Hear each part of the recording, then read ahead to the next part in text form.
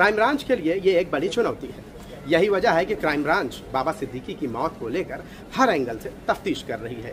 वजह साफ है, क्योंकि बाबा सिद्दीकी की मौत के बाद सबसे पहले लॉरेंस बिश्नोई गैंग के एक सदस्य ने इसकी जिम्मेदारी कबूल की। लेकिन यहाँ पे भी एक अहम सवाल ये है कि क्या यह जिम्मेदारी लॉरेंस ने कबूल की है? जवाब ना है। यही वजह है कि क्राइम ब्रांच इस कबूलियत पर बिल्कुल भी भरोसा नहीं कर रही है। और जाहिर सी बात है कि किसी आरोपी के जरिए किसी भी मामले का गुनाह कबूल करना यह शायद क्राइम ब्रांच के लिए मायने नहीं रखता। यही सबब है कि मुंबई क्राइम ब्रांच इस पूरे मामले की तफ्तीश बड़ी ही बारीकी से कर रही है। वजह साफ है, क्योंकि बाबा सिद्दीकी जिस मामले को लेकर हमेशा से आवाज़ उठाते नजर आए हैं, वो कई लोगों की आंखों में छुपते थे। बाबा सिद्दीकी की हत्या से 2 दिन पहले मुंबई में ही एसआरए की 30 फाइलें क्लियर हुई। उन 30 फाइलों में 2 फाइलें ऐसी थी जिनका बाबा सिद्दीकी हमेशा से विरोध करते नजर आए। इनमें से एक प्रोजेक्ट है ज्ञानेश्वर नगर का, जबकि दूसरा भारत नगर का।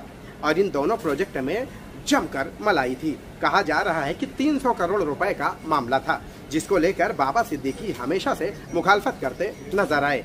और मुखालफत किसकी? जाहिर सी बात है, ये मुखालफत उन बिल्डरों की होगी जो इस एसआरए के प्रोजेक्ट में शामिल थे।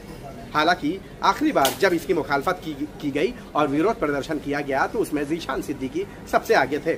यही वजह है कि मुंबई पुलिस ने इस मामले में एफआईआर दर्ज की थी। ज़ीशान सिद्दीकी के खिलाफ भी एफआईआर दर्ज हुई थी। पूरे मामले को लेकर अब मुंबई क्राइम ब्रांच इस बात की कोशिश कर रही है कि वो केंद्र सरकार के जरिए इस पूरे मामले में लॉरेंस बिश्नोई से भी पूछताछ करे।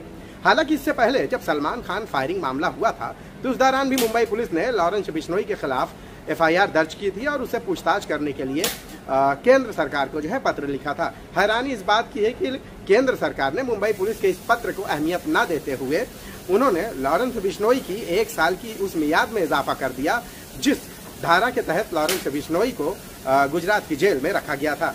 उस धारा में लॉरेंस बिश्नोई को यह फायदा था कि उसे न तो जेल से बाहर लाया जा सकता है और न ही उससे कोई पूछताछ कर सकता है। यही वजह है कि मुंबई पुलिस के लिए यह एक बड़ा पेश है कि वो लॉरेंस बिश्नोई से आखिर पूछताछ करें तो कैसे करें। बाबा सिद्दीकी की हत्या के बाद एजेंसियों से लेकर आम आदमी की जुबान पर बस एक ही नाम है, वो है लॉरेंस बिश्नोई।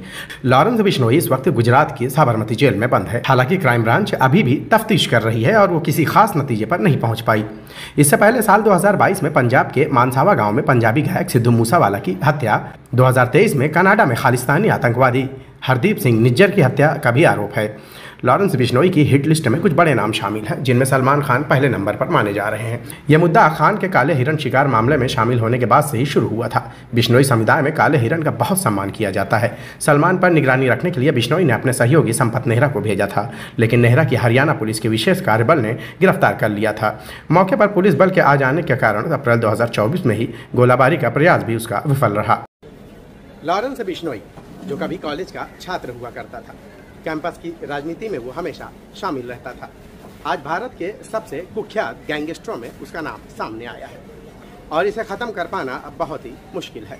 22 फरवरी 1992 को पंजाब के फजलिका में पुलिस कांस्टेबल के घर जन्मे लॉरेंस बिश्नोई आम लोगों की तरह एक साधारण परिवार में जन्म था। बिश्नोई 19 साल की उम्र में फजलिका के सीमावर्ती गांव चंडीगढ़ आ गया। लॉरेंस पढ़ाई के साथ जल्द ही छात्र राजनीति में आ गया। कॉलेज के दिनों में राजनीति में आते ही लॉरेंस का कानून व्यवस्था के साथ टकराव शुरू हो गया और कॉलेज के समय में ही लॉरेंस के खिलाफ हत्या के प्रयास का मामला दर्ज किया गया। बेशक चंडीगढ़ और मोहाली में उसके खिलाफ दर्ज हुए मामले छात्र राजनीति का नतीजा रहा, लेकिन उसने वहीं से क्राइम की दुनिया में एंट्री ली थी। बिश्नोई का नेटवर्क कनाडा, जर्मनी और अमेरिका तक फैला हुआ माना जाता है। ये एक ऐसा दशक है जिसमें पंजाब, हरियाणा, राजस्थान, गुजरात, महाराष्ट्र, झारखंड और मध्य प्रदेश में इसके खिलाफ लगभग 4 दर्जन मामले दर्ज है। साल 2011 में युवा अकाली दल के नेता विक्की मुदेखेड़ा, जो कि अब नहीं है इस दुनिया में, उसने पंजाब विश्वविद्यालय के छात्र संगठन के उपाध्यक्ष के रूप में लॉरेंस बिश्नोई का नाम की घोषणा की थी। साल 2021 में हुए अपने दोस्त की हत्या का बदला मूसेवाला को निशाना बना कर लिया। हालांकि लॉरेंस के दोस्त की हत्या के मामले में पुलिस जांच में मूसेवाला की ओर इशारा नहीं किया गया था। साल 2013 तक बिश्नोई संगठित अपराध की दुनिया में किंग बन चुका था। खासतौर पर सुरक्षा देने और जबरन वसूली के रैकेट के साथ साथ टारगेट किलिंग के मामले शामिल थे। आपको बता दें कि 32 साल का बिश्नोई, जो अभी भी जेल में है, 2 देशों में 3 क्राइम केस में शामिल रहा। लेकिन ये बात उतनी दिलचस्प नहीं है जितनी ये कि उसने ये सब जेल में रहते हुए किया है, जहां वो पिछले 10 सालों से है। लॉरेंस बिश्नोई का सबसे बड़ा टारगेट सलमान खान है। साथ ही उसके टारगेट लिस्ट में ज़ीशान सिद्दीकी, मुनव्वर फारूकी, शगनप्रीत सिंह, कौशल चौधरी और अमित डागर भी शामिल हैं। जब भी बात लॉरेंस बिश्नोई की आती है तो ज्यादातर लोगों के मन में यही सवाल आता है कि आखिरकार लॉरेंस बिश्नोई का गुरु कौन है, या लॉरेंस बिश्नोई किसे अपना हीरो मानता है। दरअसल पूछताछ के दौरान ही उसने बता दिया था कि वो किसी को भी अपना गुरु नहीं मानता, बल्कि वो खुद गुरु है और वो अफराद की दुनिया में उससे बड़ा गुरु कोई है ही नहीं। Desk report, Bombay leaks.